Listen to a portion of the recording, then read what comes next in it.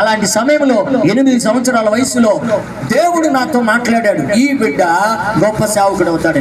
అప్పటి నుంచి నేను చదువు బాగా చదవాలి, ఉన్నతమైన చదువులు చదవాలి, బాగా బైబిల్ కాలేజీలకు వెళ్ళి ఉన్నతమైనటువంటి స్థాయిలో నేను ఉండాలని ఆశపడ్డాను. కానీ కొంతకాలానికి నా చదువు ఆగిపోయింది. నేను పనులకు వెళ్ళడం ప్రారంభించాను. నేను చేయని పని లేదు. నేను కంకర్లే కొట్టాను, పెద్ద పెద్ద బస్తాలే మోసాను, కోతలే కోసాను, నాటులే వేసాను, భయంకరంగా పనులు చేశాను. అయినను దేవుడు నన్ను చేయి వదిలిపెట్టలేదు. 14 సంవత్సరాల వయసు వచ్చేసరికి నేను బైబిల్ కాలేజీలో ఉన్నాను. 16 సంవత్సరాల వయసు వచ్చేసరికి నేను అందరికీ బాప్తీసాలు ఇస్తూ అందరిని దేవుని కొరకు కంటూ ఉన్నాను. దేవుని కొరకు అనేక మంది నడిపిస్తూ ఉన్నాను. ప్రియ దేవుని బిడ్డలారా, 2005లోనో 2006లోనో ఇక్కడ కూర్చున్న కోటేశ్వరకు కూడా నేనే బాప్తీసం ఇచ్చాను. దేవుని యొక్క వాక్యము ప్రబలుతుంది. ప్రసంగాలు చేస్తుంటే, ప్రార్థన చేస్తుంటే ఎక్కడికక్కడ కుప్పలు కుప్పలు కూలిపోతున్నారు. సాతానులు కేకలు వేయడం, ఇదిగో దురాత్మలు వదిలిపెట్టడం, రోగాలు తగ్గిపోవడం, బీభత్సమైన కార్యాలు మొదలుపెట్టాడు దేవుడు. పసివాడిలో నుండే 14 సంవత్సరాల వయసు నుండే బీభత్సంగా దేవుడు ఇదిగో రాష్ట్రాలలో వాడుకున్నాడు, జిల్లాలలో వాడుకున్నాడు, ఆయా ప్రాంతాలు తీసుకెళ్ళాడు. ఇప్పుడు కూడా నిన్న మొన్న శనివారం, శుక్రవారం, గురువారం, బుధవారం నేను కడప, తిరుపతిలో ఉన్నాను వాక్యం చెప్పడానికి. పెద్ద పెద్ద సభలలో దేవుని యొక్క మహిమ కొరకు ఆయా జిల్లాలు దాటి, ప్రాంతాలు దాటి దేవుడు తీసుకొని వెళ్ళడానికి గల కారణం ఏంటంటే, దేవుని నామాన్ని ఎవరు కనుల ముందు పెట్టుకుంటారో, దేవుని వాక్యాన్ని ఎవరు ధ్యానిస్తారో వారు నష్టపోరు. లోకాన్ని చూసిన నష్టపోతాడు, టీవీ చూసిన నష్టపోతాడు, అబద్ధాలను నష్టపోతాడు, దేవుడు అంటే లెక్కలేని వాళ్ళు నష్టపోతారు. వాళ్ళందరితో అవమానం పొందుతారు, అప్పుల పాలవుతారు, ఎగతాళి పాలవుతారు. ఎప్పటికీ దేవుణ్ణి నమ్మిన వాడు ఎక్కిరింత పాలు కాడు.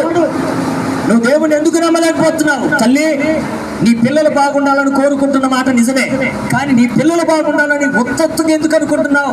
నువ్వు బాగోద్దా? నీ ప్రార్థన జీవితం వద్దా? నీ విశ్వాసం వద్దా? నీవు పిల్లలు బాగుండాలంటే ఎట్లా బాగుంటారు? నువ్వు బాగలేదు, నీ పిల్లలు ఎట్లా బాగుంటారు? తల్లి గట్టున సేలో మేస్తే పిల్ల గట్టును మేస్తుందా అని ఒక సామెత పెద్దలుగా మీరే చెప్తారు కదా. కాబట్టి ఆ సామెత మీకు జ్ఞాపకం లేదా?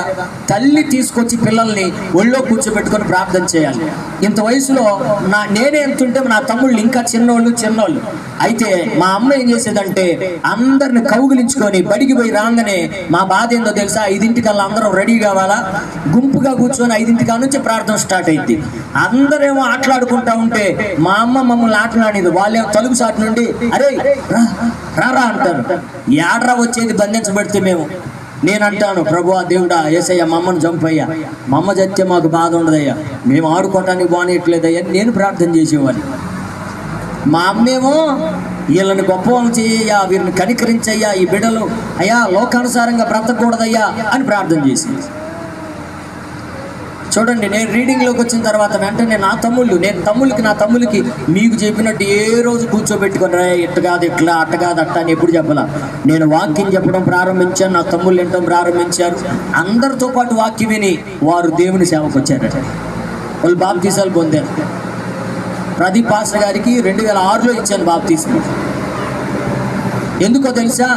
అప్పటికే సిద్ధపడ్డాడు, మా అన్న నడిచే త్రోవలో మేము నడవాలి. కారణం ఏంటంటే దేవుని ధర్మశాస్త్రం మన కనుల ముందు ఉంచుకోవాలి. నేనేం చెప్తున్నాను? దాన్ని జ్ఞాపకం చేసుకోవాలి. ధర్మశాస్త్రాన్ని జ్ఞాపకం చేసుకోవడం ద్వారా మనం గొప్ప వాళ్ళు అవుతాం.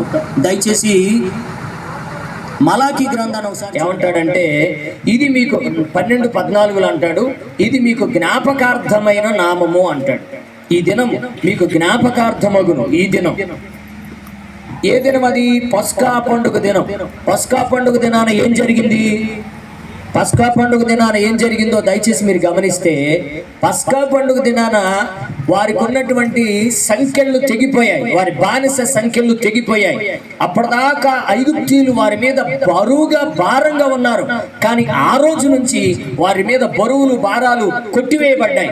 ఎందుకంటే ఐగుప్తీయుల్లో ప్రథమ సంతానం చనిపోయింది, ఇశ్రాయేలీలకు అది మేలయ్యింది. ప్రప్రదమైనటువంటిది అంటే ఏది వాళ్ళ బలం అనుకున్నారో, ఏది వాళ్ళ ఘనత అనుకున్నారో, ఏదైతే వీరిని అణిచిపట్టి ఇదిగో ఇదే మా బలం, మీరు ఇక్కడే మా చేతుల కింద అణిగిమణిగి ఉండాలనుకున్నారో, ఆ రోజున పస్కా పండుగ దినాన ఏం జరిగిందో తెలుసా? మీకు అర్థమవుతుంది నేను చెప్తాను, నాకేక నాదే. పస్కా పండుగ దినాన్ని ఏం జరిగింది అంటే శత్రువులు ఓడిపోయిన రోజు అది, వీరిని దేవుడు గెలిపించిన రోజు అది. ఈ రోజున నీ జీవితంలో జ్ఞాపకార్థం ఏముండాలో తెలుసా? నీ శత్రువుని దేవుడు నీ జీవితంలో ఓడించింది ఎప్పుడో నీకు గుర్తుందా? నువ్వు బాప్తీసం తీసుకున్న వ్యక్తులు ఎంతమంది ఉన్నారు ఇక్కడ నాకు తెలియదు. ఇంకా బాప్తీసం పొందకపోతే నువ్వు శత్రువు చేతిలో ఇంకా అణిగి బ్రతుకుతున్నావు. ఇంకా ఏదో ఒక అలవాటు నిన్ను అణిచికొడుతుంది, ఇంకా ఏదో ఒక ఆలోచన నిన్ను అనగకొడుతుంది. చాలామంది దేవాలయానికి ఎందుకు రాలేకపోతున్నారు తెలుసా? వాళ్ళకున్న చెడు అలవాట్లే కారణం. వారిని ఆ చెడు అలవాట్లు, చెడు మనస్సు, చెడు యొక్క ప్రవర్తన వారికి దేవుడు అంటే విరక్తి పుట్టిస్తుంది. కొంతమందికి దేవుడు భయం పుట్టిస్తుంది. అమ్మో, మన దేవాలయానికి వెళ్ళడానికి అర్హులం కాదనేటువంటి ఉద్దేశము వారిలో బలంగా చేస్తూ ఉంది. ఇంకా చాలా మంది దేవుని నోట ఆయన మాట రాకపోవడానికి గల కారణం ఏంటంటే ఏదో నోట్లు వేసుకొని తింటా ఉంటారు. ఆ అలవాట్లు ఉన్నాయి కనుక వారు పాట పాడరు, ప్రార్థన చేయరు, దేవుని వాక్యాన్ని చదువొచ్చినా చదవరు, దేవునికి స్తోత్రం అంటే స్తోత్రం అనరు, లేకపోతే కూడుకోవాలిగా సంఘముగా రండి అంటే వాళ్ళు కూడుకోరు. మీ అంత ధైర్యంగా వాళ్ళు రాలేకపోవడానికి కారణం ఏంటి చెప్పండి? కొందరు వస్తున్నారు, కొందరు రాకపోవడానికి కారణం ఏంటంటే మనిషిలో చెడుతనం ఉన్నప్పుడు, మంచి కార్యాలకు పూనుకున్నప్పుడు రాలేరండి. కారణం ఏంటంటే చెడు మానవుని ఆటంకపరుస్తుంది. అంతకు మించి దేవుడు అంటే ఎవరికి ఇష్టం లేదండి. దైవజనుడు మీరు తప్పు చేస్తున్నా మంచి చేస్తున్నా మిమ్మల్ని మెచ్చుకుంటుంటాడు, నొప్పి కూడా కలిగిస్తూ ఉంటాడు. కాబట్టి దేవుడు మోషేకి సకల విద్యా ప్రావీణ్యతలు నేర్పి 40 సంవత్సరాలు అక్కడ ఉంచాక అక్కడి నుంచి దేవుడు ఏం చేస్తాడంటే అరణ్యానికి మోషేని నడిపిస్తాడు. అక్కడ 40 సంవత్సరాలు ఉంటాడు. 40 ఎంత చదువుకుంటే చెప్పండి? 80 అది కరెక్ట్ చెప్పావు. 80 సంవత్సరాల వయసులో దేవుడు మోషేని బాగా బానిసత్వంలో మగ్గిపోతున్నటువంటి లక్షల మంది ప్రజల కోసం నువ్వు వెళ్ళాలంటాడు. ఒక్కడ పోతే అయిపోద్దా పని?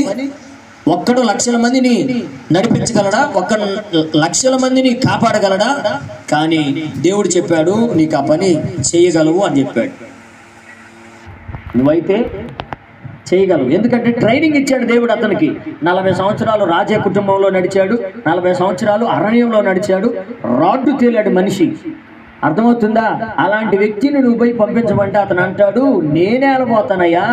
చూడండి 13-14 వచనాల్లో మోషే చిత్తగించుము, నేను ఇశ్రాయేలు యొద్దకు వెళ్ళి వారిని చూచి మీ పితరుల దేవుడు మీ యొద్దకు నన్ను పంపించనని వారితో చెప్పగా వారు ఆయన పేరేమని అడిగిన వారితో నేనేం చెప్పావాలని దేవుణ్ణి అడిగాను. 14 వచనం, అందుకు దేవుడు నేను అనువాడనై ఉన్నానని మోషేతో చెప్పాను. మరియు ఆయన ఉండుననువాడు మీ యొద్దకు నన్ను పంపినని నీవు ఇశ్రాయేలుతో చెప్పవలెనని నేను. ఇప్పుడు మనం చదువుకున్న 15వ వచనం, మరియు దేవుడు మోషేతో ఇట్లా నేను